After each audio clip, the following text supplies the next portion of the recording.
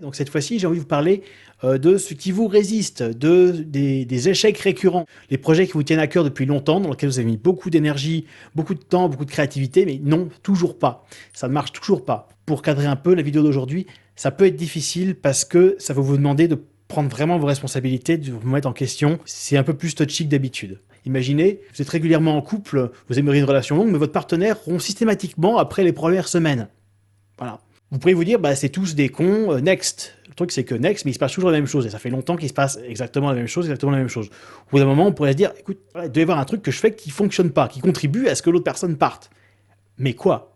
Je dis que c'est pas évident en termes de remise en question. Alors, vous, par rapport à vos envies, vos objectifs, si on prenait l'hypothèse que vous avez mis en place un système parfait pour que ça fonctionne pas, pour ne pas atteindre vos objectifs, pour que ces projets ne marchent pas, même si vous, à l'intérieur, vous le vivez de manière différente et que vous avez l'impression de mettre beaucoup d'énergie, de vous impliquer énormément, de l'extérieur, c'est juste un truc qui marche pas de manière récurrente. Donc peut-être que c'est conçu pour ça.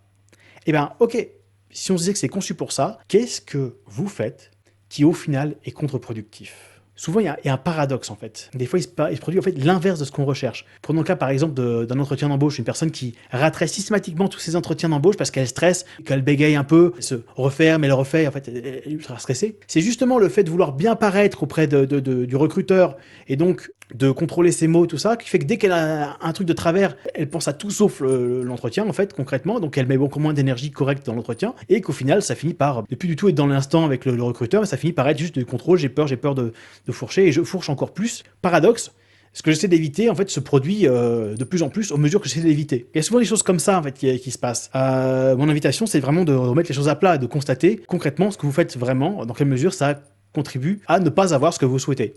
Pour les projets importants qui vous résistent, si vous preniez du recul, qu'est-ce qui, au final, se révèle contre-productif dans ce que vous faites? Et la suggestion, bah, faites plus ça.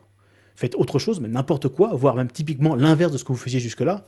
Pour qu'un entretien d'embauche, ça serait, bah écoute, acceptez votre imperfection. Okay, moi, je suis un peu stressé, genre, et puis point, on passe à autre chose, quoi. C'est plus facile à dire qu'à faire, certes. C'est super dur d'identifier ses propres travers, de savoir où est-ce qu'on est faillible, où est-ce qu'on rate.